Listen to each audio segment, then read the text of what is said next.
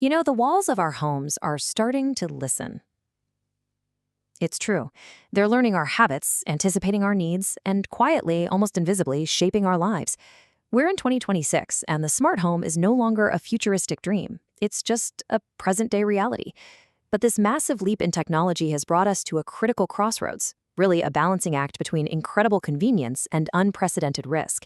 So today, we're going to investigate the promise, the peril, and the fight for privacy inside the modern smart home. So, how do we tackle a topic this huge? Well, let's break it down.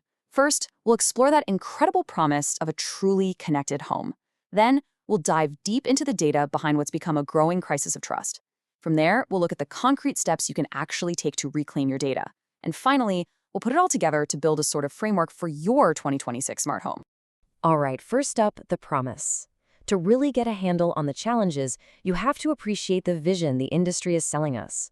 It's a world of what they've branded invisible intelligence. I mean, just imagine a home that knows you're on your way back from work and on its own adjusts the thermostat, raises the blinds, and maybe even starts your favorite playlist just moments before you walk in the door. That is the goal. And let me tell you, this vision is powering a colossal industry. Just look at this number, $1.3 trillion. That was the value of global consumer tech sales last year alone. To put that into perspective for you, that is more than the GDP of most countries. This is not just some trend, it's a full-blown global economic phenomenon.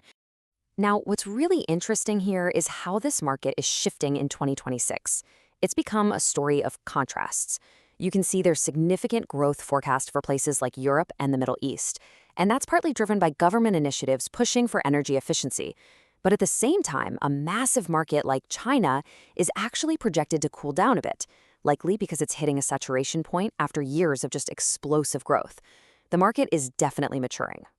So the whole philosophy driving this has fundamentally changed. As we saw at major tech events like CES 2026, we are way beyond simple automation now. The industry's goal, as we said, is invisible intelligence. And this is all about sophisticated AI learning our patterns to create a home that truly understands and responds to our needs, often before we even realize them ourselves. So what's pulling us, the consumers, into all this? Well, it's a mix of some really powerful motivators. Of course, convenience and time saving are huge. But for a lot of people, it's also a very conscious choice. A desire for better energy efficiency, for a more secure and sustainable lifestyle, and for tools that can help us actively manage our health and wellness, right from our own kitchens. Okay, but like any revolutionary technology, there's a dark side to all this seamless convenience.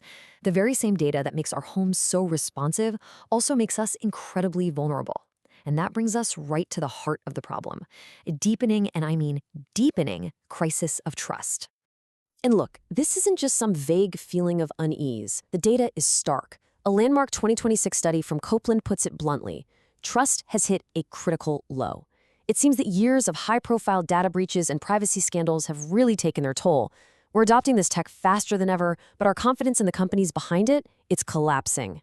And this right here brilliantly illustrates that trust gap. So let's break these numbers down. A staggering 55%, that's more than half of homeowners, admit they have little to no idea how their smart thermostat data is being used. At the same time, the number of owners who are concerned about privacy has jumped to 37%, a pretty big rise from just a few years ago. But here's the most telling statistic for me. A tiny 8% research the privacy policy before buying. This data really suggests we're making a trade-off, right? Convenience for privacy, often without fully understanding the risks. But the risks aren't just about our data floating around in the cloud. The very devices we rely on to physically protect our homes can often be their weakest link. That camera you trust to watch your front door? Yeah, it might be a lot more fragile than you think. And defeating them doesn't require a master hacker. Not at all. These common methods are shockingly simple. A powerful LED flashlight can blind a camera at night. A cheap laser pointer can permanently damage the sensor. A simple jammer you can buy online can disrupt the wireless signal, taking the camera completely offline. Or, you can just cut the power. Your first line of defense can be dismantled with basic, accessible tools. This physical fragility ties right back to the trust crisis through a problem that security experts call zombie IoT. Just think about that first-generation smart lock you bought a few years ago. What if the company decides it's not profitable anymore and just stops sending security updates? Well, suddenly, a new vulnerability discovered by hackers last month will never be patched on your device. It becomes a permanent, unpatched digital ghost on your network, basically leaving a door wide open. Okay, so that's a pretty grim picture. But here's the crucial point. It is not hopeless. Understanding the risks is always the first step toward mitigating them. So what can we actually do to protect ourselves? The good news is there are concrete, powerful steps we can take to reclaim our data and secure our homes. And this brings us to the core question, right? In a world where our homes are constantly collecting data about our most intimate moments, how can we make sure that we are the ones who stay in control? All right, experts agree on a layered defense, and it starts with these 5 essentials. 1, lock down your Wi-Fi. That means a complex, unique password and enabling WPA3 encryption. That's the latest, much stronger standard. 2, always keep your firmware updated. This is absolutely non-negotiable. 3, enable multi-factor authentication everywhere you possibly can.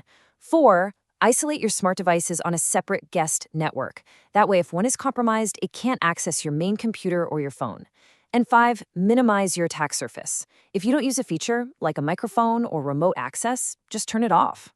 Now, beyond these basic steps, you face a much bigger decision. And it's not just a technical choice. It's really a philosophical one. It's about deciding who you actually want to trust with your most personal data. On one side, you've got these cloud-reliant systems. Super convenient, sure, but they send your information off to corporate servers. On the other side, there's a growing movement toward local-first systems, where everything is processed right inside your own home, on your own hardware.